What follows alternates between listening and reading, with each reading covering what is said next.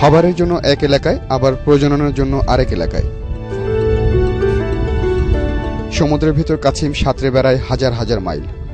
সৈকতে কাছিমের এসব তথ্য জানা বোঝা সহজ হলেও সমুদ্রে এদের গতিবিধি অনেকটাই অজানা। সে অজানা তথ্য জানতেই গত ২৯ মার্চ সামুদ্রিক ৭ প্রজাতি কাছিমের মাঝে ৪৫ কেজি অলিভ রিডলি একটি মা কাছিমের উপর স্থাপন করা হয়েছিল একটি স্যাটেলাইট ট্রান্সমিটার। বাংলাদেশে সর্বপ্রথম একটি স্যাটেলাইট ট্রান্সমিটার স্থাপন হতে চলেছে কোনো সামুদ্রিক কাছিমের উপরে। এই প্রযুক্তির মাধ্যমে এখন জানা যাচ্ছে প্রয়োজনীয় নানা তথ্য। সোনাদিয়া স্যাটেলাইটের মাধ্যমে কাছিম উর্মি সাগরে নেমেই আমাদের জানিয়ে দিচ্ছে সে পানির কত গভীরে অবস্থান করছে, সে কত গতিবেগে সাঁতার কাটছে, বা প্রতিদিন কত দূরত্বই বা সে অতিক্রম করছে। এ পর্যন্ত ১১২ দিন পার হয়ে গেছে এবং উর্মি ৫,৭০০-র অধিক কিলোমিটার সে পাড়ি দিয়েছে। এই মুহূর্তে সে ৭৯০ কিলোমিটার দক্ষিণ পশ্চিমে অবস্থান করছে।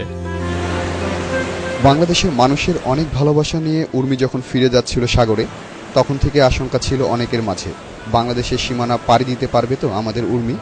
কেননা গভীর সাগরে মাছ ধরতে যাওয়া এই দেশের জেলেদের জন্য বিশেষ কোনো নীতিমালা না থাকায় প্রতিনিয়তই সাগরের জীববৈচিত্র্য থাকে হুমকির মুখে। সমুদ্রের মাঝে পেতে রাখা জেলেদের জালে এসব কাছিম যখন আটকা পড়ে, তখন জেলেরা তাদের বৈঠা দিয়ে পিটিয়ে তাদের হত্যা করে। বেশিরভাগ ক্ষেত্রে সাগরে যে জাল ইউজ হয় সেখানে দেখা গেছে যে সামুদ্রিক কাছিম অ্যাক্সিডেন্টালি আটকা পড়ে যায় এবং জেলেরা সেগুলোকে পিটিয়ে মেরে ফেলে। অনেক সময় তাদের লিভার অথবা গলা কেটে দেয়, তাতে মারা যায়। বিশেষ করে বেশিরভাগ সময় তারা নিজের ইচ্ছাতে মারে না, তারা বাধ্য হয়ে মেরে ফেলতে। তো সচেতনতাই এগুলাকে রক্ষা করতে পারে। উর্মির সাথে কথা ছিল নিয়ম অনুসারে ডিম দেবার জন্য সে আবার ফিরে আসবে এই সোনাদিয়া দ্বীপে। কোনো এক সন্ধ্যায় নির্জন এক প্রাঙ্গণে উর্মি আসবে একটি মাতৃত্বের মমতা নিয়ে, একটি প্রজন্মকে জন্ম দিতে, যদি না ঘটে অপ্রত্যাশিত কোনো দুর্ঘটনা। Hossain Sohel, ATN news, Dhaka.